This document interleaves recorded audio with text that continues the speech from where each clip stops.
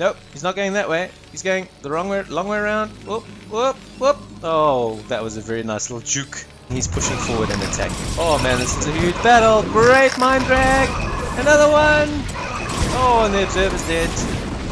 Hey guys, Rabbidroo here, back with another Starcraft Broodwar Laddercast. This is from the NWL League, and it is A rank action between Lovesnow, who is our blue Terran, and Jedi1, who is our red Protoss. I'm very excited to bring a game of this quality to you. We are also on Allegro, which is a modified version of Largo, so for those of you who play ladder, you should be familiar with that. And I'm really excited to bring this high level quality StarCraft action to you. I'm here twice a week with Broodwar content. If you like that sort of thing, please like the video and subscribe to the channel, and if you do, your children will be born with zealot legs. Okay, so exciting game today. This is actually the culmination of a 3-part series that I've been recording live on Twitch. So for those of you who would like to see me record streams live and interact with me, then by all means please subscribe to my Twitch channel, link below in the description. And if you want to watch Lovesnow, who is our Terran hero today, play, I will leave a link to his Twitch channel in the description box below as well. Okay, so we've dispensed with all the niceties. Every now and again I might be weird and seem to be talking to myself. It's not me, it's the Twitch stream chat from the league that could be giving me some input, tips, advice, or any other good things that will brighten up my day. Okay, so a standard barracks wall from our Terran, pretty early scout from our Protoss, although it is a gateway scout, which is, I suppose, not unusual. Scouting cross, which is oh, what is happening here? I'm okay. So are we scouting for weirdness? What are we doing?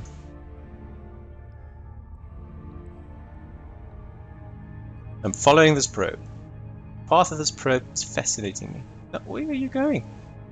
Are you trying to trick the Terran into thinking you're here? No, you're going this way now. Okay, so some interesting pathing. Gas coming up, so we're rushing for that factory. Zealot coming out. This really does seem to be the higher level meta, the early Zealot.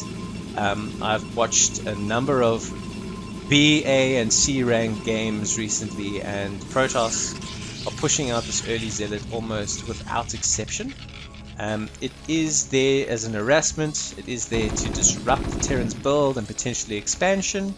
I find it difficult to fully pull off and fully understand the purpose thereof, but players at this skill level are incredibly good at getting it done. So we are going to do a non-factory expand, a very aggressive opening here. So basically a barracks, 1 marine expand, 2 marine expand against a zealot and a probe. So this is going to be interesting to see how this fight goes, because these 2 marines don't really stand a chance against a zealot and a probe. So he's going to rally another one down. Yes, so he's got 3 marines. He's going to pull an SCV to get the probe out of the fight, which was really well done. And I think now his plan is to macro back to his little zealot tight hole. Nope, he's not going that way. He's going the wrong way, long way around. Whoop, whoop, whoop. Oh, that was a very nice little juke. Very nice little juke. Okay, so this zealot is like run. Oh, can't go there. That way, no, that way, no, that way, no. Okay, run, Mr. Zealot, run. You've done well. And this is why, I must be honest, I don't understand the reason for this. Like, I see Protosses do it a lot. I don't understand the benefit. Okay, so well done. The Zealot didn't die. You've pulled it back. You've expanded. You're on 1 gate. Citadel. Oh my gosh. Okay, so we are going to get some early DTs in this game.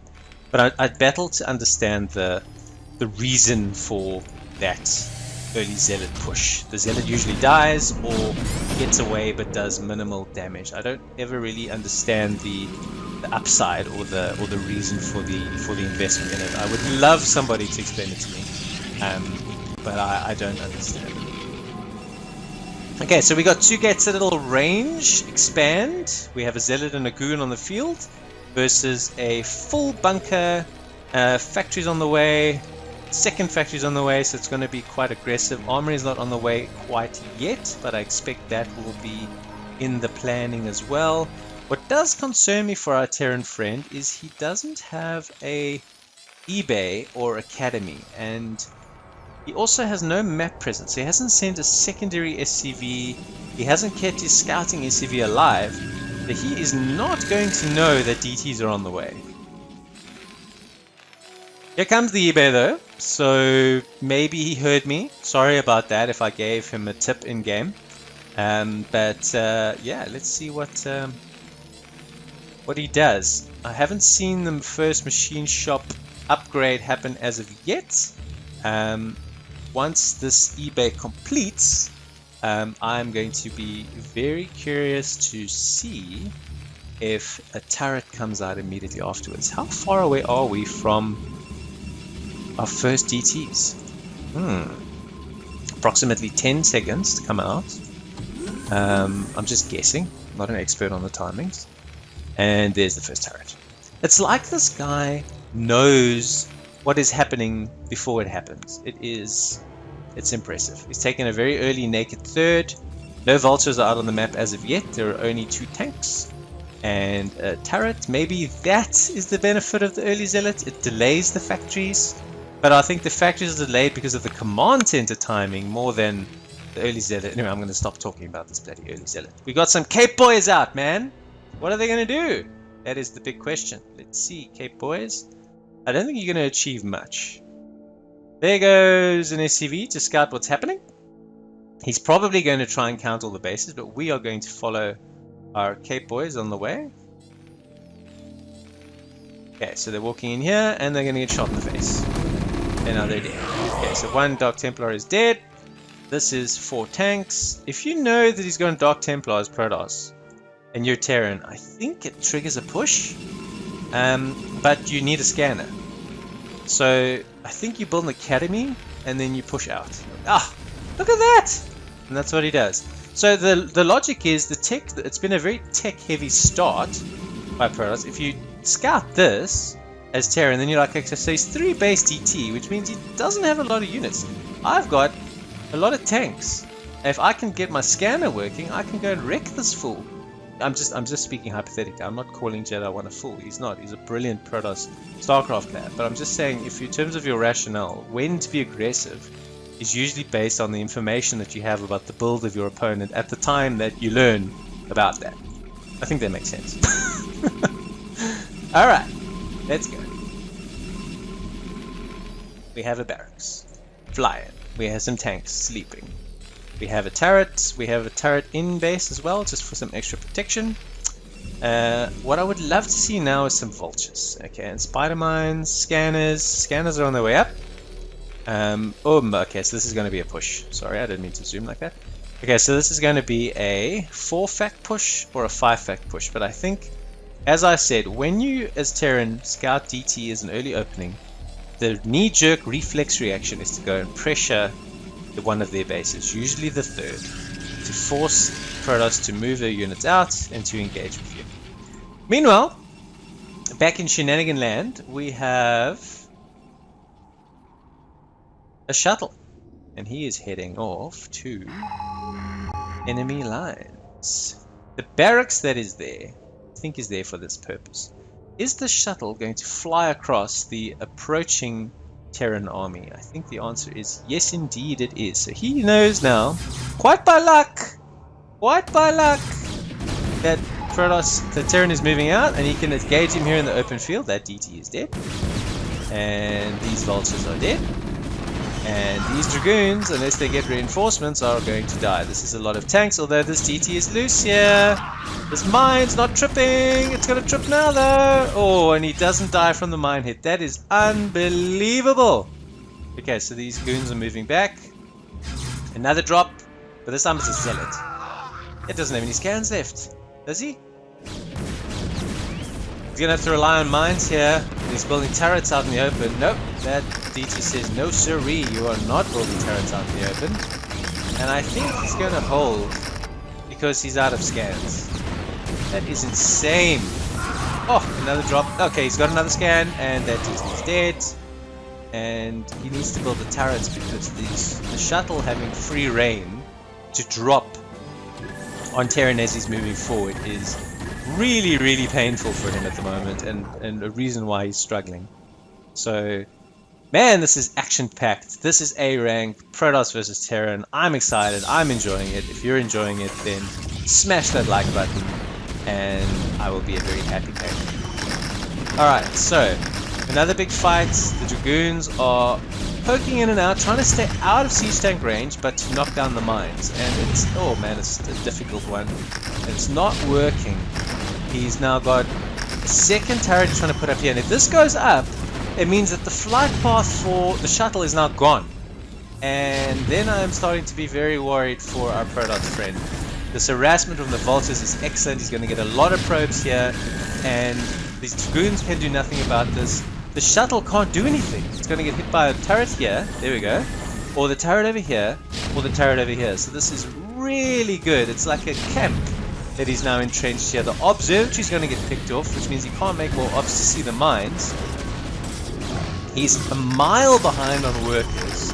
This has been an absolute masterclass from Love Snow. Really, really well done. The DTs are now futile. If we can get an SCV or another SCV down here, I think that would be good. Add a few more turrets and to do some repairs on his mech units. Okay, so he's sieged up a little further forward. What is he reinforcing? So he's sending vultures as reinforcements with a tank here and there. I think he's only got the one. He's got the 2 machine shops, so he can make 2 tanks at a time. This is incredible. He has sent out some slow zealots, and it has done enough. What is his production? 1, 2, 3, 4 gate, 6, 7. Sorry, there we go.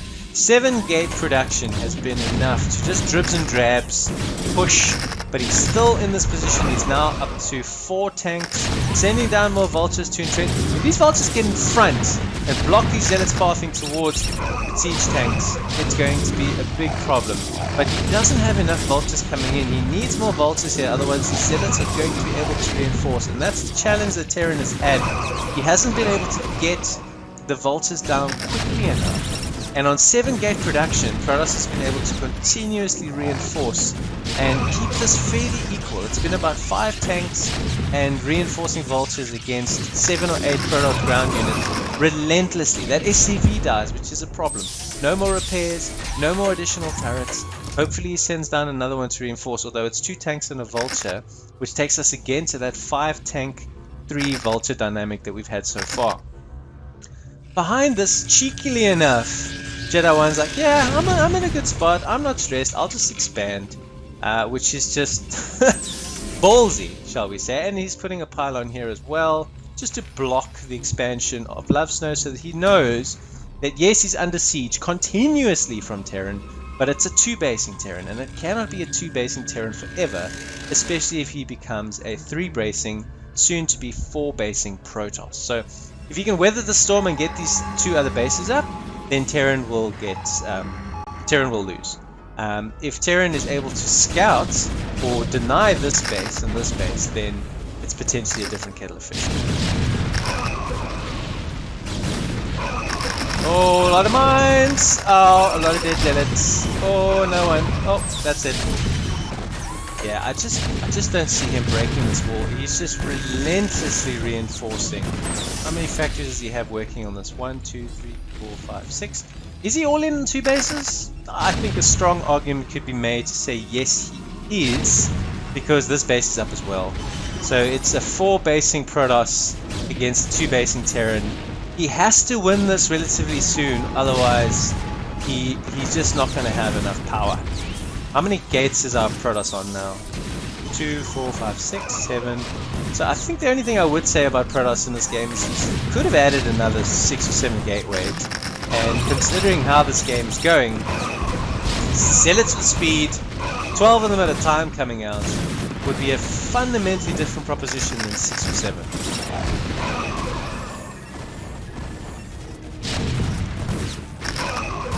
Okay, so Love Snow's just got too much power. He's killed this base. He's got more and more tanks coming down here. So what does Jedi 1 do? He's like, okay, well, you've got a naked third base, so I'm just going to kill it, because absolutely all of your units are on my front door. What have you got here protecting you? A vulture? Not gonna help. Oh man, that's a good mind drag though. This base is dead. Which means once again, we're looking at a 2-basing Terran versus a 3-basing Protoss. He's going to deny the space. That is a really good tactical move and a wonderful example of how powerful observers are. He's lost that base, so what is he doing? He's moving to a more remote location and re-establishing his fort somewhere else, which I think is a good move. And by the way, this Nexus is not dead. It's just not mining at the moment. Okay, so these vultures are going across to potentially tidy up these dragoons. These dragoons are not going to go in here because it's fortified by too many mines. And Protoss continues to move forward and pressure the natural. Excuse me, Terran continues to move forward and pressure the natural. But this is just a lot of production and a lot of staging of units. So he's staging them into about 2 control groups. Oopsie. And then he's pushing forward and attacking. Oh man, this is a huge battle. Great mind drag. Another one. Oh, and the observer's dead, which means the mines can't be seen anymore. Oh, he's held that well, and now he's moving forward, and this is the slow roll of death coming here. So the mines are, the bases are good. These goons could actually be used in the fight. I think Jedi 1, if you're not going to press, bring them back. You can use them to flank, you can use them to pick off mines over here. Those goons have got to have more of a use for you than just chilling here. Okay, so he's heard me. He's moving. So Lovesnow's identified this extra base. He's going to break through, and he's going to kill this now. Go, surely you can get through. Why are you killing pylons? Are you on A move? Must be on A move. Okay, so I heard more stuff being shot. Dead goons. Yeah, dead goons and a dead Nexus. So we get a nice view of how this is going to slowly migrate in here. More mines. Attempts to mine drag. Nope, nicely foiled. Pulling the workers now.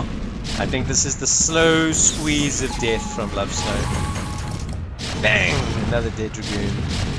Okay, so this base is dead. This base is being protected by a cannon. This base of Terran, this other command center is being pressured. I don't think it really matters much. In terms of base denial, it's not going to achieve anything if you're Jedi 1. You've got one area where you are producing stuff.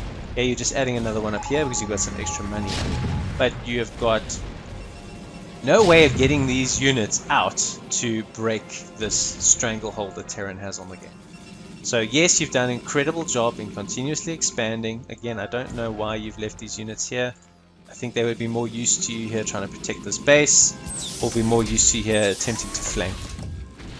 But nonetheless, he's consolidating his army here, consolidating his army here, and I think Lovesnow is just gearing up to strike the killing blow, because he's not short of cash. I hear a DT. Where the frick are you? Are you then visible that I can't see you? Oh, here you are. Ow. I'm going to trigger a mine soon though. I don't think he's heard it. Have you? Oh, mine! Okay, he's dead anyway, must have scanned. Okay, so those straggling goons that I keep complaining about are still out and about, doing things. But Lovesnow is parked here. He's not really forcing the issue by going up the ramp. I think he's gone, okay, well this base is going to be a very important source of income for you, so I'm going to squish that with 2 tanks, and good luck sending in units to reinforce, because your only map presence is these goons. And that's it. You don't have gateways here. You don't have anything here. Yes, it comes another DT. The DTs arguably have been a massive disservice because they triggered Protoss, they triggered Terran to move out and to establish this contain. And Protoss has just been unable to break it the whole game. Okay, he knows about this base, and I think he's going to set up to wreck this. So a very slow, patient, staggered strangulation of our Protoss player here, going, well, I don't need to go up into your main where your units are. They can come to me, and in the meantime I'm going to kill all your income. There goes the turret, the science vessel's right here, so this ET should not be much of an issue in terms of not being able to see him, although they can't shoot him from here. And this container has finally been broken. Unbelievable. Here these tanks are though, and they are wrecking this base. Is he going to move in and attack that? Where's he going to go next? Oh, there go all those probes. Ow, ow, ow, ow. Dead probe, dead probe, dead probe, dead probe. Dead tank. Yeah, so these tanks are here and they're just kind of chilling. My question is, what do you do now? So you're Jedi 1, you've broken the contain. You attack this base again because it's undefended. And although now it's a little bit less of a free-for-all because he's sending down some units here to take out these goons and they are going to all die. Very, very quick deaths. Dead. Run. Run. Dead. Okay, so he saves this base. He has tanks here that are just chilling. And he is now re-establishing a relatively mined out natural.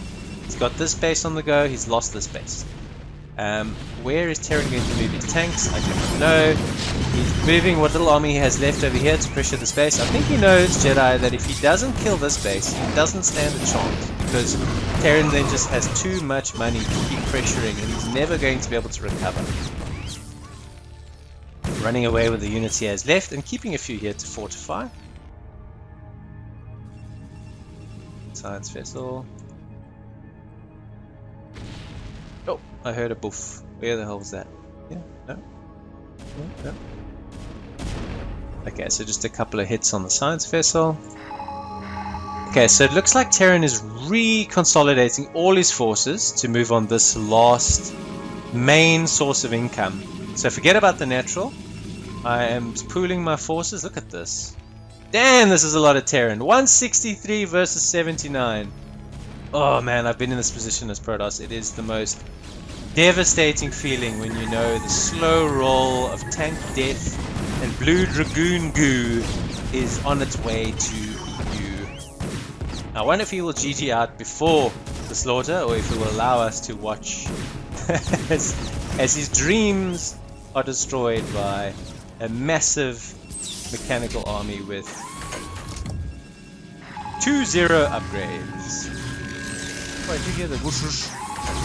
Okay, so that DT got a kill and now he's dead. Bye bye, Mr. DT. And here we come. Final killing blow from... It's a nice storm, but I think he's just got far too much Terran here. You can storm and storm and storm. It isn't going to matter all that much. That's GG. A very, very enjoyable series. For those who watched and followed on Twitch, thank you. For those who follow me on YouTube, I will see you again soon.